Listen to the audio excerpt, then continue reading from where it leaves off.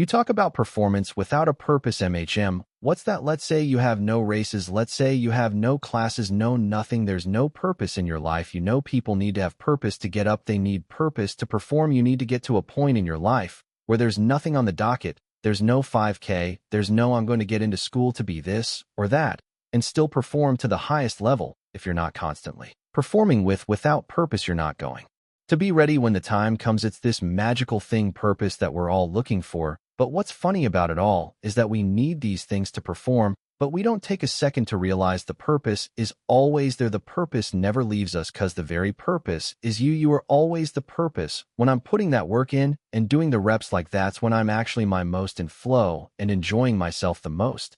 And so it's actually a lie that I've been telling myself that.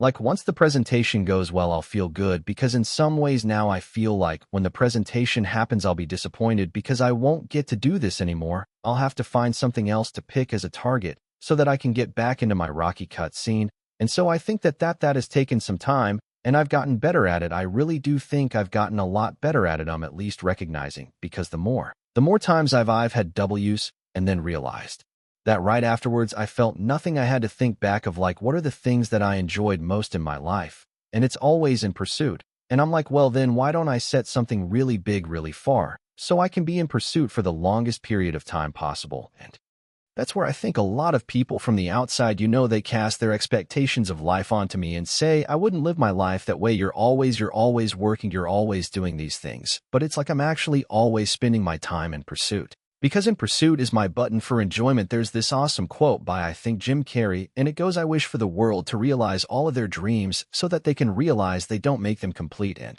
he's talking about that most people's dreams are very like external, like champions, like they want to win a medal, they win a trophy, want a nice car, and all this stuff, then you get it. And when you have everything, you realize this isn't what I wanted. I don't feel complete right now, and I have the amazing opportunity in my life to have accomplished so many of my dreams and realize that there's still a void missing there. The more money I get, the more titles I get, the more I get, it's not filling me. Still going to be proud of everything I put in, and at the end of the day, that's all I can control. And to me, that's winning. I was very lucky that I joined the military, because when I joined the military, I had a structure, a pathway to execute on. And that's very, very beneficial for a young idiot kid that's filled with energy and rebellion and aggression. That's awesome here. Take all that energy and aggression and rebellion and focus it in this direction. It's going to be beneficial and you'll actually get rewarded for it. You'll get promoted for it. That's amazing. And kids didn't really have any kind of a code where, hey, these are some general rules that you will benefit from in life. For me, it's real easy because I know that a lot of my friends that are not here,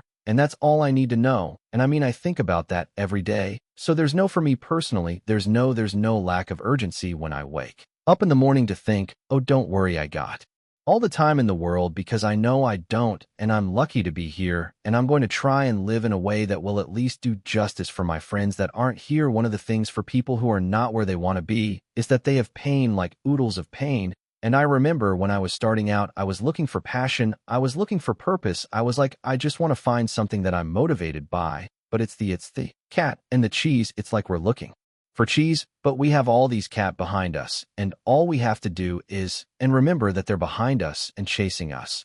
And so if you have the cat and you're staying in your current situation, you're being used by the cat, right? You're being used by the business owner who doesn't treat you well. And as and you're in this job that they don't really want to be in, right? Or you're being used by the situation or the context of the relationship that you're in with the girl that you're like, not that into, right? Versus saying like, this is terrible, and because of this terribleness, I now have something that I can run away from. And then like, rather than not looking at the knife or trying to take painkillers to not feel the pain, it's like completely sobering up, taking the knife and twisting it in your own heart and being like, I'm going to __ do something about this. And I think that's what the heroes like. If we're heroes in our own story, it's not avoiding pain. It's choosing from the very beginning the alchemy, which is like you have these terrible situations, it's like, and you have the opportunity to turn them into magic and skip or shortcut all the growth you're going to have in a really short period of time simply by twisting the knife and being like, I'm going to do something about it. People who sit in their jobs and they feel like there's no value, it's not contributing to themselves or the world, or really it's just there for a paycheck that And it feels like tough, like uncomfortable, though they're just, you're just miserable with it. But at least your friend, if he's chasing after something that's like a dream of his or a passion that he's chasing towards and his progress, it's uncomfortable at least that for your inadequacies to hide anymore. You can't decide to change direction and do something else if things get tough. There's no more reject a seat. Right, I've committed to this. This is my thing. This is one of your rules. I commit to at least one thing is hard. As you can see what happens, precisely aim yourself in one direction. And I had a rule with my clients because you might say, well, I've gone halfway down this path and I found out it's wrong. Well, how do you distinguish that from just giving up? Well, that's a really hard question, right? It's a moral hazard because it's inappropriate to continue in a direction you now realize to be wrong, but it's also inappropriate to give up and use that rationalization as an excuse. And how do you distinguish it, especially as we're not transparent to ourselves? Well, right, exactly. So that is genuinely a moral hazard. So one of the principles that I tried to abide by in my therapeutic discussions was you can change course as long as the next thing you do is equally or more difficult, cause that's a check against just giving up. So you want to discipline yourself so you can get yourself organized so that you can go in a particular direction, so that when you find the right direction, you can really go in that direction. And that does require an apprenticeship of sorts. And it might not matter in some sense exactly what the apprenticeship is as long as it is rigorous. People presume in the beginning that passion and purpose and meaning and joy and fulfillment are the things that get people going. But as I've said, of all of the high performers that I've spoken to, the vast majority of them are driven by insufficiency and resentment and terrible parents or terrible upbringings or a chip on their shoulder about bullies in school. Pick your poison. They have decided to use that to create the activation energy. What's the missing piece in your life? What's the thing that brought you joy as a kid that you've pushed aside? What is the most uncomfortable conversation with yourself that you've been running away from your entire life? Do you have the courage to engage with that? Are you willing to do a little bit more work? Can you pull back another layer on who you are? Are you man enough to do that? We all have stuff we don't want to deal with, stuff we compartmentalize, or we think, well, I just put that one away and I'm not going to worry about that. I'm good. True growth, true expansion, and ultimately your highest expression and the manifestation of your greatest potential is inextricably connected to and linked to that willingness and courage to do that stuff that you don't want to do. I think one of the themes of your worldview that I've become familiar with is alchemizing bad times into good ones, a reminder that things that seem bad can end up being good. And in retrospect, I think it's obvious and an almost romantic to think about that alchemy in that way, but in the moment, it's basically impossible. How can people, or how do you have more of that perspective during a hard time? My undeniable optimism and faith that this isn't all it is, and if it is so, what that's okay. Well then really, so what, you know what I mean? What's the big deal? I seem to have a tendency not to make a bigger deal out of things that other people make a bigger deal, and one of the core beliefs I developed over the years was just that I think everything happens for a reason. I think there's a higher purpose. I think it's my job to find it. I think that life happens for us, not to us, but it's our job to figure it out. So that's where that belief comes from. That's like life has been happening for me. I don't know if you can relate to this in my bet as you could. It's like, have you ever had something happen in your life that was horrible? I mean, it was painful. You'd never want to go through it again in a million years. You wouldn't want anybody else to go through it that you care about. But after 5 or 10 years, you look back and you say, I never want to go through it again. But now I see the wisdom in it. I'm glad. It's like it made me care so much more. It made me so much stronger. It made something in me more. Things are not what they are. Things are what we think they are. For instance, doing a hard workout gives you a signature feeling. You're on the floor, panting, heart rate at 180, sweating from everywhere with the taste of metal in your mouth. This is oddly enjoyable. But if this exact same sensation was to spontaneously occur in your car while you were sat in traffic, you'd call the ambulance for fear that you're having a heart attack. Framing is everything. The worst days of my life were in war, losing my friends, and war is horrible. And the way I responded to it, and I asked him if he had anyone had ever known anyone that had cancer and had come out the other side.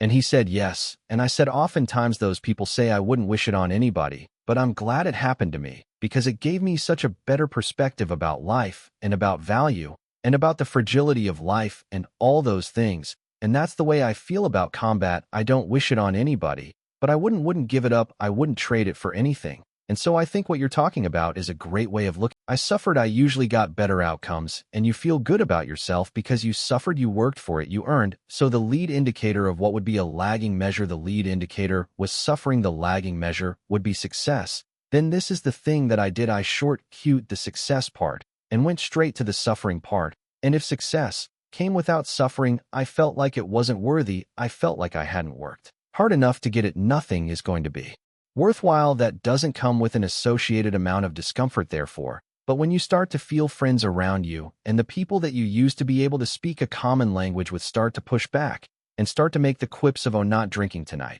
Yeah, oh, you must be too cool for us now. I know it hurts. I know it hurts. That is the lead indicator, not even the lagging indicator. That is the lead indicator that you are doing the right thing. If you know that there is something that you're meant to do, if you know that there's something that you're meant to change, you will have to let certain groups, friends, routines, places, activities, recreations that you do, you're going to have to let those go. And there is this, you know, the Rocky cutscene lasts for 90 seconds in the movie, but it can last for 5 years in your life, and you have no idea whether or not it's even going to work. And that's the bit that always got to me. The bit that always got to me was I didn't even know if there was going to be any glory on the other side. It's like ordering an Uber and never knowing if it's going to arrive or not. You think, well, I'm just stood here doing the thing, but I don't know if it's going to come out on the other side. And I can promise you, anybody that has done anything, moved from any place they were to any place that they want to be, has gone through this lonely chapter. The pushback you are getting is the indicator that you are doing the right thing. It is. And if you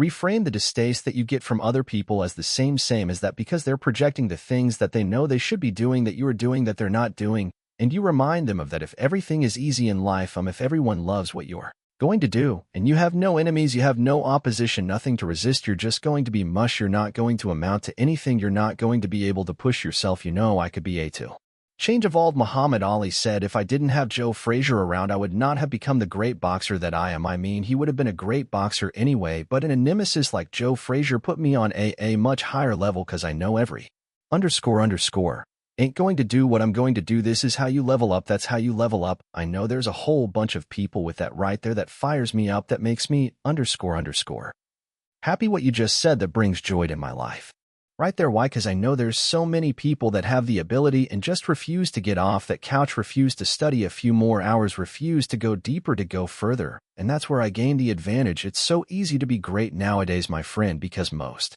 people are weak. Most people don't want to go to that extra mile. Most people don't want to find that extra because it sucks. It's miserable. Mountain that you're trying to climb is, of course, it's going to be higher, but it's going to require you to go through the smaller mountains to get to that point, because the more able you are, the more able you realize you can become. And you will get way bigger outcomes from the things that you have, like the path that led you here, than you think you can. And so that's why, since that moment where I lost everything and then I was able to make more in the next 12 months, I realized that no work is wasted, because I am the output of the work, not the outcome.